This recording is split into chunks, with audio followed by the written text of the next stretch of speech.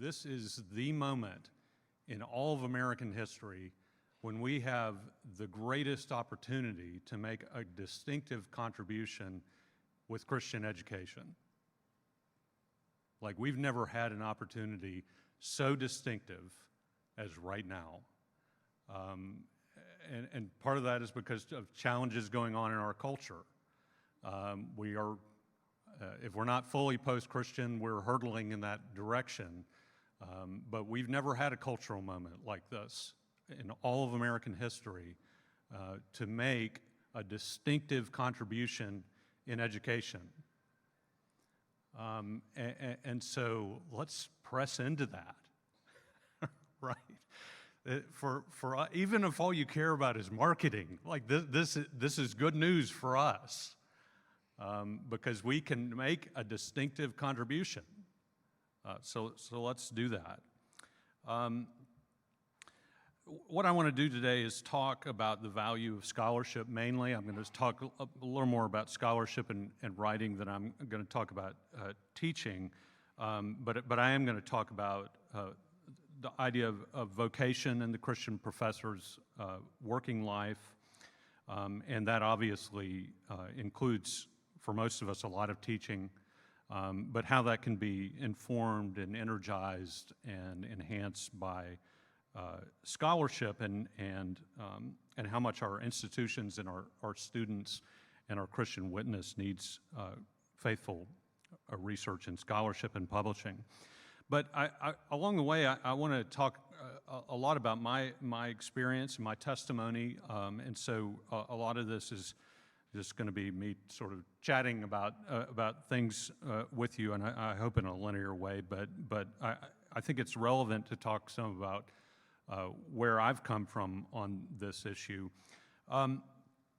I grew up in a church-going home, but not an evangelical home, and so I didn't become a believer until my freshman year at Clemson University in South Carolina, which is a public secular university, and I couldn't have explained it at that point, but sort of like what Scott was talking about yesterday, that I was realizing sort of simultaneously that, oh, okay, thinking as a Christian is kind of one thing, and then I'm hearing other things in my classes. Now, Clemson it's in South Carolina, and so and this was some time ago now, and so it was a little more Bible belty than, a place like the University of Michigan or something like that, but nevertheless, most of my professors were not recognizably Christian, and some of them were pretty aggressively anti-Christian. And so I was having to grapple with some of that, and especially in certain classes, while I was also I had gotten saved through the Navigators Parachurch ministry at Clemson, and so I had some resources to draw on there about what I was hearing in some of my classes. But I naively, like a lot of college students, Christian college students in such situations, signed up for Introduction to the New Testament there at Clemson. And boy, did I not know what I was getting into. They really should have called it Why You Can't Believe the Bible 101. And so I mean, it started right away. I mean, it didn't take, there wasn't much lead up to this because we started with the Gospels. And in Matthew, he cites Isaiah 7 about the virgin will be with child, and you biblical studies people know it's a complicated issue about young women and all this stuff and what that's actually referring to. But Matthew cites it as applying to the birth of Christ and the Virgin Mary.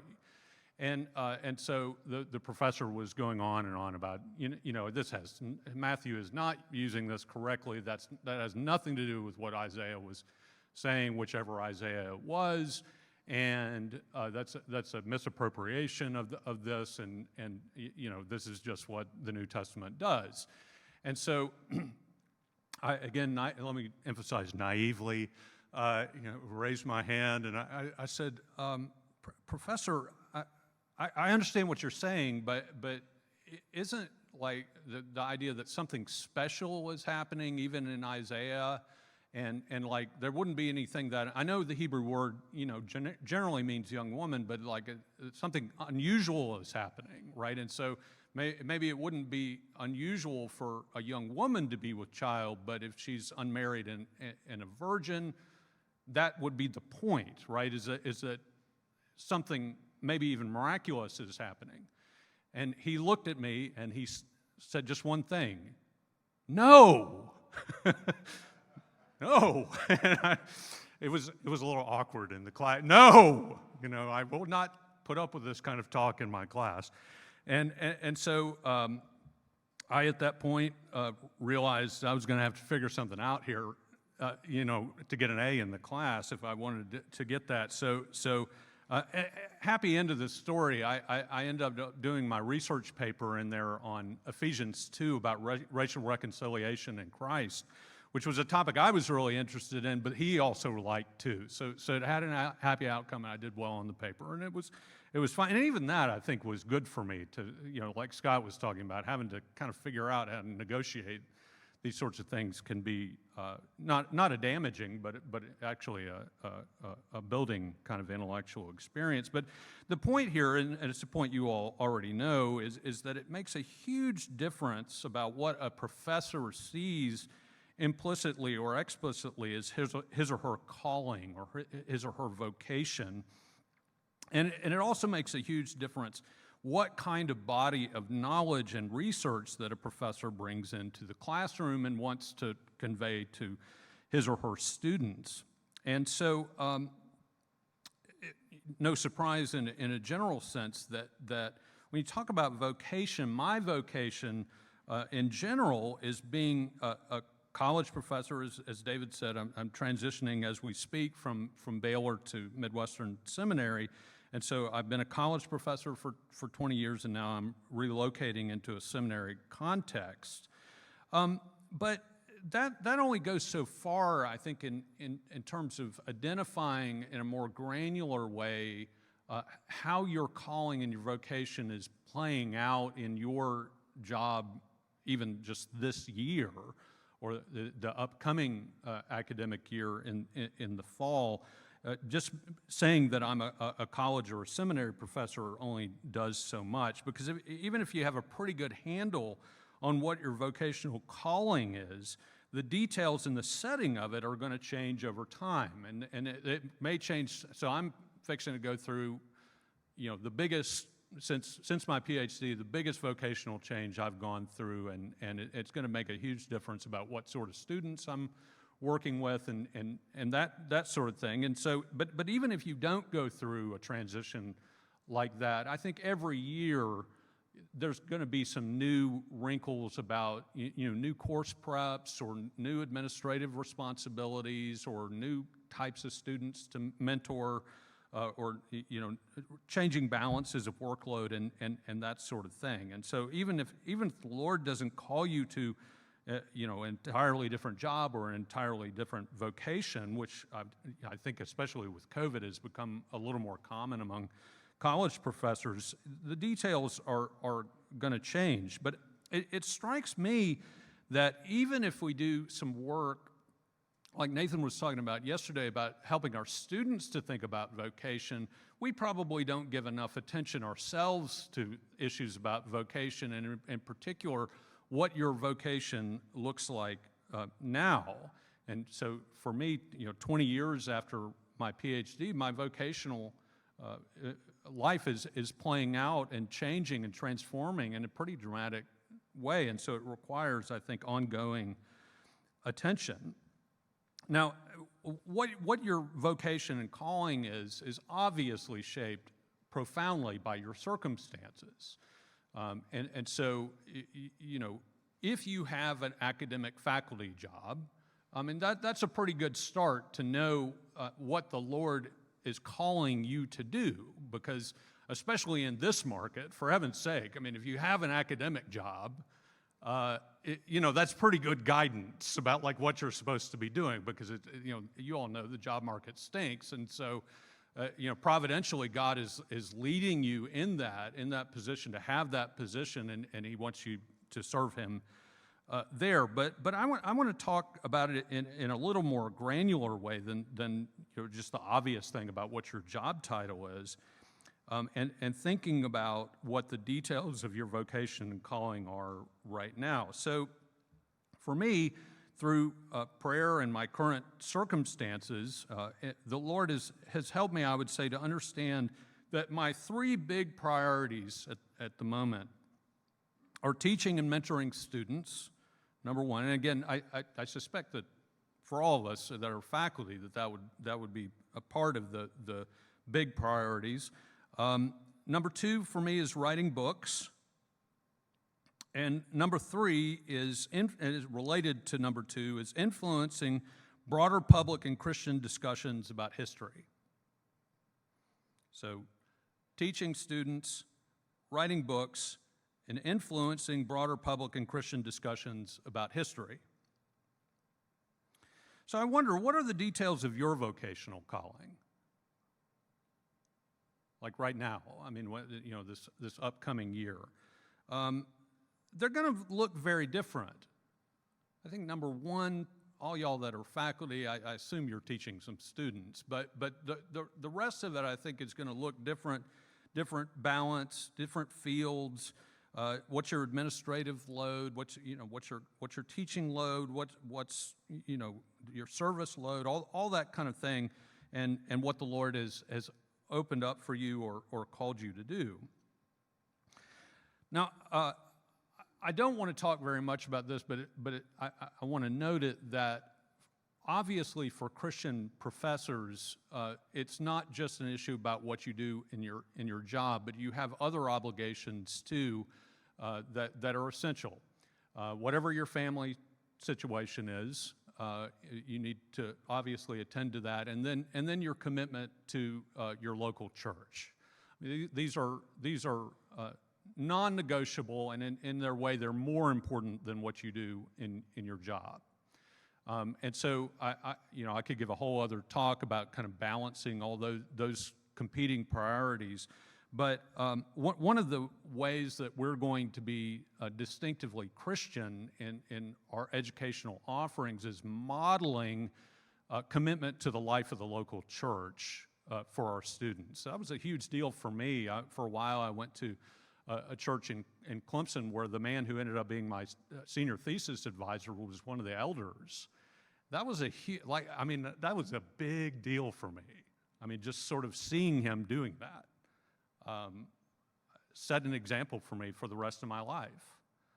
And so we cannot, and some of these things are obvious, but I just want to say we cannot neglect our hopefully deep engagement with the life of our local church. But I'm going to move on from that to talk more mainly about your vocational calling in your job. So what I want to encourage you to do, I really only have one big takeaway for you from my talk, which is I would really encourage you to give some thought this morning, today, to what your vocational calling looks like right now.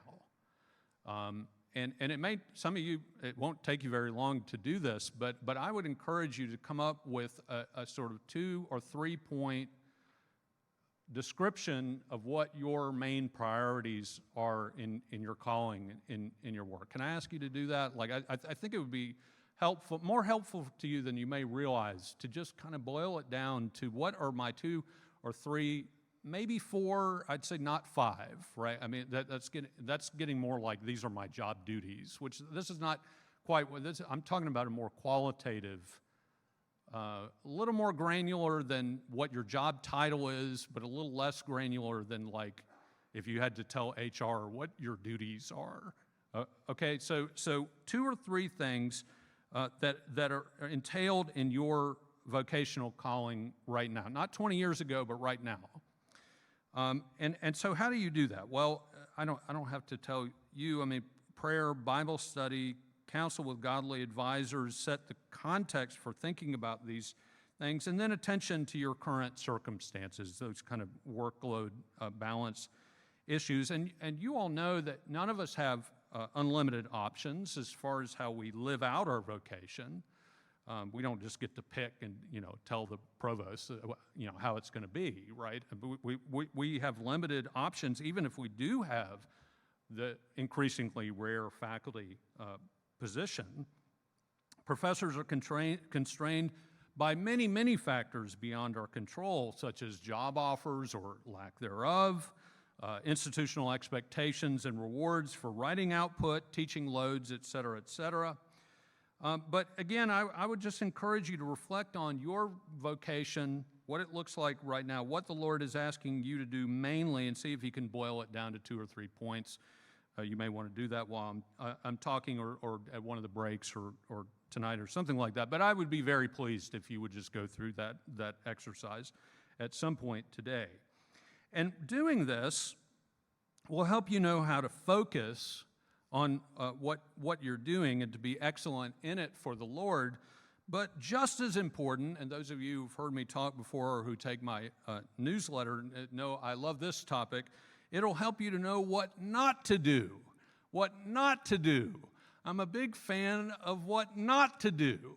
And if we don't get a clear sense of what we're supposed to be doing, then we'll just end up kind of saying yes to all kinds of random stuff, and then we'll be, like that. And that's not a formula for success. We tend to be pretty high-speed people and think, well, I'm going to do everything. You can't. Nobody can. And there's just going to be some things that if nobody does it, it's not going to get done, and it's not your job. Okay? I give you freedom. Right? We cannot do everything. And we will be ineffective at everything if we try to do everything. So you got to have a sense of what you're supposed to be doing in order to have that kind of ability to discern what you're not supposed to be doing. Let me give you one example of this. And this is not any kind of spectacular example. It's just an everyday example, which I think makes it more instructive about how I think about these things. So a couple weeks ago, I got an invitation, very attractive invitation, to give an endowed lecture for a historical association. It's kind of an odd deal where they have like a historical association and it's like an endowed lecturer, but it's not an association I've ever had anything to do with. So they look for people who are sort of maybe proximate but not really in that specific subdiscipline, and they invite people to give a lecture that is related to their interests, and I would sort of bring my research to bear on what they do. It's a great idea, and they must have had a donor, who gave them, some money for this, because they were offering a really nice stipend for it, at least for me, and then they want you to turn the lecture into a journal article that then, with some revisions, then they'll publish in their journal. So for me, it was good money, and so I almost said yes right then, and but that's a bad idea. Right, so don't say yes right away to anything. I try to remind myself always to have at least 24 hours before I say yes to anything, unless the person asking is my wife. And so I waited a little while. It's a good friend of mine who was asking that also added to the appeal of this. But I thought about it, and I thought, well, it's good money, and that's not irrelevant. But this is not a topic I would be writing about, just kind of a natural flow of my book projects. And I always have, a couple of book projects I'm sort of either working on or noodling over. And if it was just the talk, that still would involve travel, and travel is inefficient. You all know that. It has its rewards at conferences like this, but travel's super inefficient. And then publishing the journal article.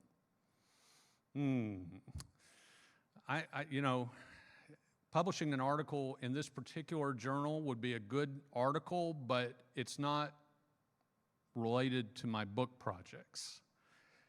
And it's going to be inefficient, because any of y'all who you publish journal articles know it can be extremely inefficient about, all the delays and process and all that stuff. So I said no. Because I just thought ultimately this is sideways energy. This isn't like a core kind of deal for me. And it's always so easy to say yes, and then you actually have to do the work. And so no, I'm not going to do this. And part of the reason for that is this a core interest of mine? Not really. I mean, it's proximate to some core interests of mine, but not really. Is this going to help me write my next books? Definitely not. So, no, not going to do it. So you see there, I mean, again, I'm not saying this is some spectacular example. It's just an everyday example for me of, because I have more clarity about what I'm supposed to be doing, I'm able to say no to other stuff that is somewhat extraneous. Good, it's all good, right? But it's extraneous. Now, I understand also that, we're employees and, there's some things you can't say no to. But there's a whole lot of stuff you can say no to. And if you're clear about what God is calling you to do mainly, then it gets easier to say no to other things. Now, understand that, again, in all my comments here, I'm not saying you should be doing what I'm doing. Your situation is not mine. Disciplinary differences, all that sort of stuff. Folks who are in fields like natural sciences or music or those types of fields are going to have to translate a lot of what I'm saying about into their own fields. But I just want to give you some thoughts, an example of how a detailed calling as a professor plays out, especially in the areas of scholarship and research and writing, and a bit about how that relates to teaching. For me, mentoring students is the number one part of my calling right now. Again, I don't have to tell you all this, but we should be passionate about the opportunity to make that unique contribution to intellectually and spiritually influence the next generation of pastors and teachers of whatever level, and professors and parents and vocations of all kinds. I mean, we get to pour into the next generation, right? That's the worthiest calling. How wonderful we get to do that.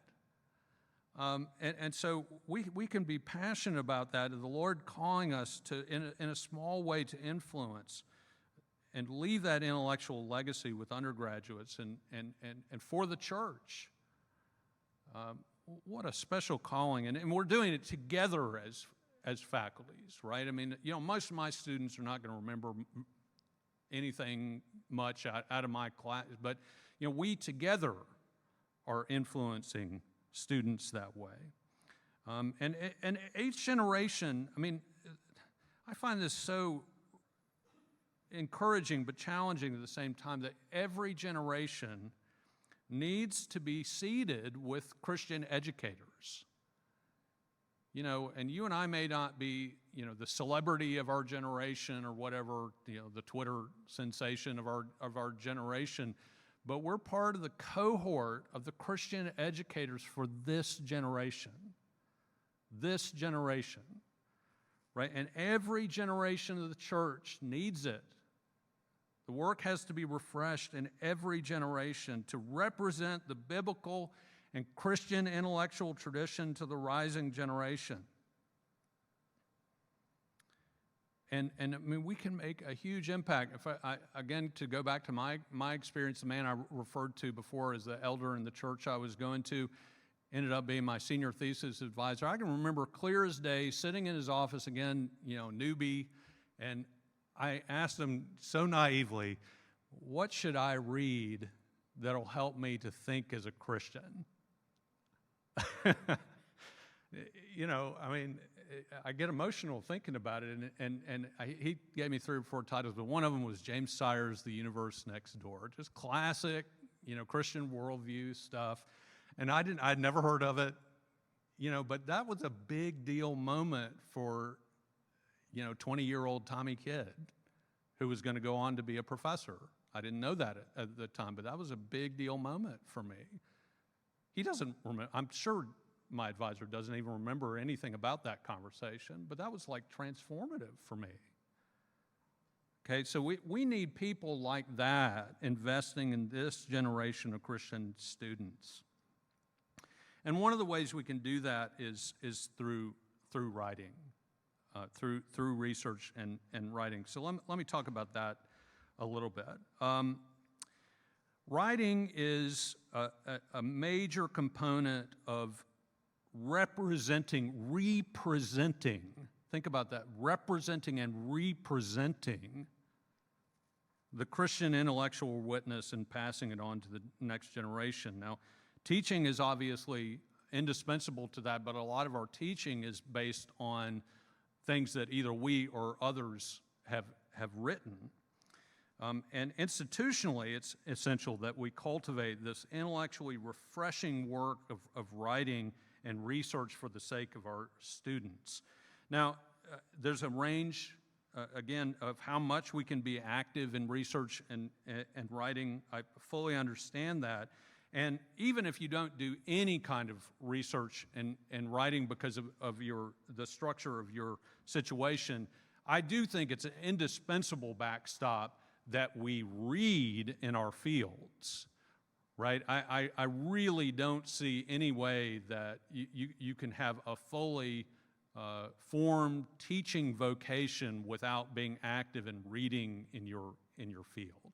So that is a sort of backstop that even if you are just not able to engage at any level in the research and writing, there does need to be engagement with your field. And that, I mean, you can see that especially in, say, the natural sciences or something like that, where we're learning all the time and teaching. I mean, the Declaration of Independence is always going to be 1776, right? I mean, but stuff in chemistry and biology, I mean, it's changing all the time. I mean, so to do right by our students, you got to be up to date, and history has versions of that too, but it's even more pressing in other fields. But there's also something essential for an academic institution to have professors who are, even if in a small way, contributing to the intellectual development and preservation of the biblical tradition for this generation. Otherwise, it's too easy for our intellectual life and that of our institution, and you know this analogy, to be more like the Dead Sea than the Sea of Galilee. Even if you haven't been to Israel, you may know that the Dead Sea doesn't have an outlet. It just goes in and never flows out, and so it gets silted up and salty, and you can float on top. I've done that and everything. I mean, it's not a healthy environment. Stuff doesn't grow in it. Stuff doesn't thrive in it. But the Sea of Galilee, the Jordan River flows out of it, through and out, and so there's life and action and refreshment. And I really resonated with what Nathan talked about yesterday about the problem of research at Christian universities, the problems that it can cause because it can become an idol. It can become an idol. It can destroy or at least erode the Christian mission of an institution if research becomes the only thing. It's not the only threat, obviously, that Christian institutions face, but it is a significant one. And I think about Charles Hodge, the great 19th century Princeton seminarian, about this as a really instructive example. If you know anything about Charles Hodge, we think he probably taught more graduate students than any other American professor in the 1800s. So like he had a lot of students. The quote that he may be the best known for is that he said, "A new idea never originated at Princeton Seminary while he was there." A new idea never originated. And people quote that to sort of talk about, critics will quote that to talk about the stagnancy of, the Dead Sea kind of aspect of Princeton Seminary. Why? Because they're defending biblical orthodoxy in those days. It was a stalwart, theologically sound Presbyterian institution in those days. And so you can kind of get the wrong idea until you think about Hodge's own work, right? So Hodge is enormously prolific as a writer, in spite of all these students. And in particular, he was writing a lot of stuff that was meeting the intellectual challenges of his day. Maybe best known for his work against Darwinism as a philosophical system. You know, he said, you know, I'm sure there's something to evolution as a scientific process, but if it functions as a philosophical system, then it's anti-Christian. And he wrote a book on that called What is Darwinism? Okay, so what Hodge appears to be saying is that they're not looking to create newfangled ideas, especially about the Bible, but he's engaging the intellectual trends of his day, taking every thought captive for Christ, and meeting the intellectual challenges of the day for his generation. He wouldn't have written What is Darwinism in 1750, right? I mean, because Darwin's not there.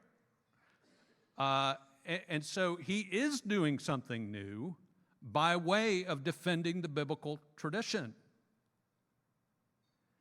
And again, in light of Nathan's comments yesterday, I think that's the sweet spot. That's the sweet spot, is you're engaging with the challenges and trends of the day in the name of defending the broad biblical tradition. And again, that's going to look different depending on your field, but I think that's the sweet spot to be in, what Hodge was trying to do. So a Christian worldview, goes without saying, has to be rooted in the truths revealed in the inerrant Word of God, but a Christian worldview constantly adjusts to meet new challenges and new learning in every generation. Okay, the remaining amount of my time here, I'm gonna get a little more practical and talk about the kind of writing you might do as a Christian faculty member. Many kinds of audiences for whom you might write, many kinds of genres. But we should certainly avail ourselves, even if in a very modest way, of the writing opportunities that the Lord provides. So I tend to write in two main formats, and they meet the write books and influence broader public Christian and some secular discussions about history. So I blog at the Gospel Coalition and other Christian outlets, usually when I'm invited to do that, and occasional pieces for secular newspapers and those sorts of outlets. And that's for, you know, more of the general audience. And then I write books mostly for secular academic presses, which reach both a broad secular audience and also a Christian audience. There's nothing keeping a Christian from reading a book that comes from Yale University Press, though Christian presses are likely to be able to reach a broader Christian audience than Yale University can because of their marketing strategies. Anyway, the more online type of venues, whether it's blogging or, like I said, I have an author newsletter, do podcasts, I'm engaged on social media, sometimes to my deep regret, but social media, all those things, the effect of that is it closes the gap between me and the so-called elusive popular audience. And academics do a lot of griping about how general audience people don't read our stuff. And I you know, sometimes I'm like, I can tell you why they don't read your stuff. But anyway, you know, we're griping about, you know, and the popularizers and all this sort of stuff, and I totally get that. But if we want a popular audience beyond our students are the core of our popular audience, but if you want to scale reaching a broader popular audience, then we have the opportunity, more opportunity than we did, say, 20 years ago, to reach a popular audience, because electronically it's, you know, from my computer to your computer, or you know, whoever's computer in Waco, Texas, it bridges the gap in a logistical sense. And there's no cost usually for the reader unless stuff is paywalled. And it allowed, if you can break through the blizzard of online content, it closes the gap.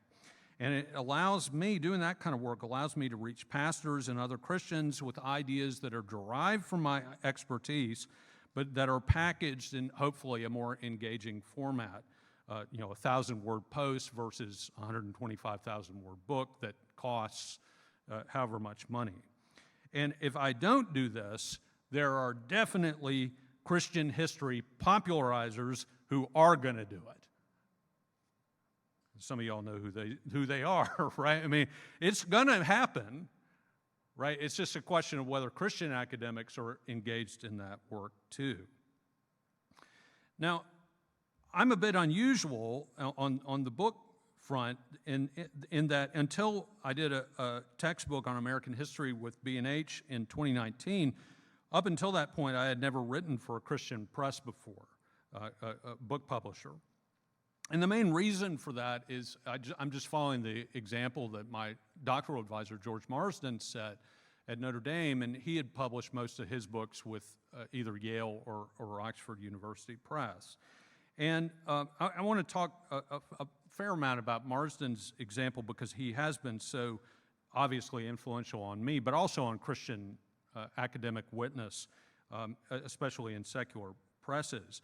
And the effect that you get there, if you're able to write, and if it's pertinent to your field and books and all that, the effect that you get there is here you have a Christian witness with a secular academic press, and whether we like it or not, there is a sort of symbolic capital, we call it, to a secular, top-tier press that most other presses, just don't have.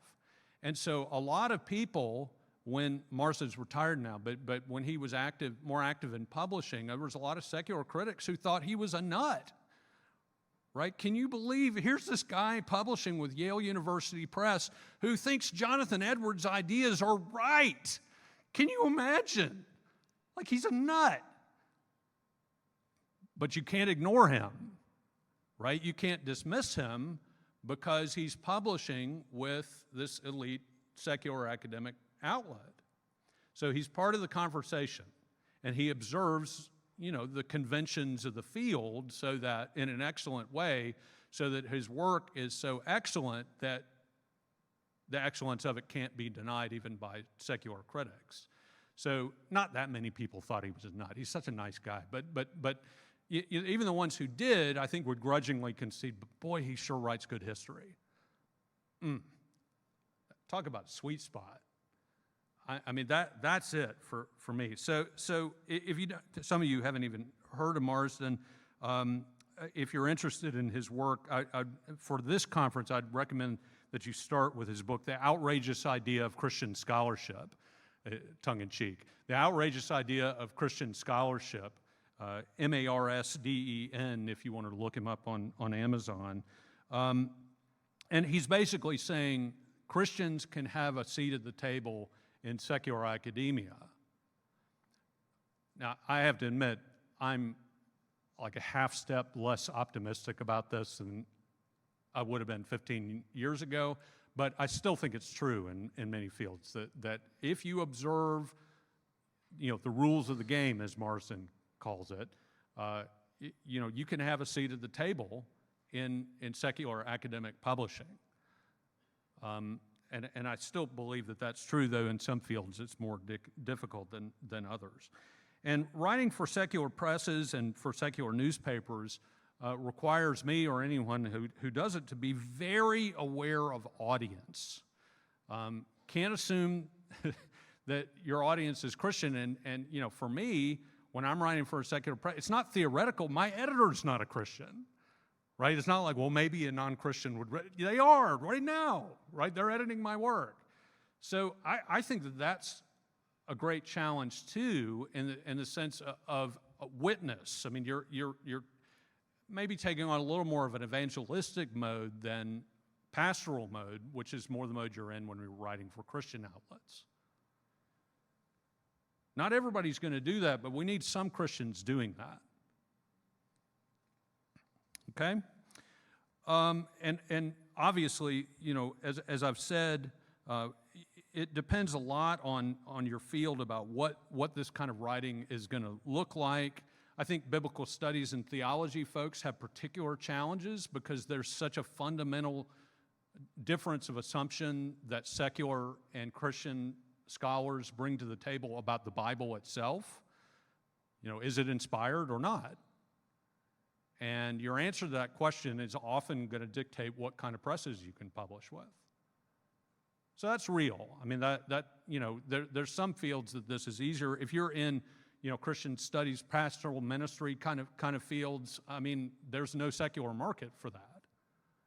So don't hear me saying, again, you know, you need to publish with a secular press. It's just something I want you to think about. But in different ways, I think that people like George Marsden and others have helped to establish once again for this generation Christianity's fundamental intellectual and cultural seriousness. And that is not only a good witness to the watching secular world, but it's a really important testimony to our students, many of whom have never seen, coming into college, have never seen Christians engaging with high-level academic work and may have an implicit or even explicit assumption that Christians just have to check their brain at the door. And they don't really see any relationship between like intellectual life and the life of faith. But if we manifest that kind of engagement with the latest trends in your field, perhaps accompanied with occasional, you know, publications related to that effect, maybe even in secular outlets, we're showing and manifesting for our students that, in fact, you don't have to check your brain at the door.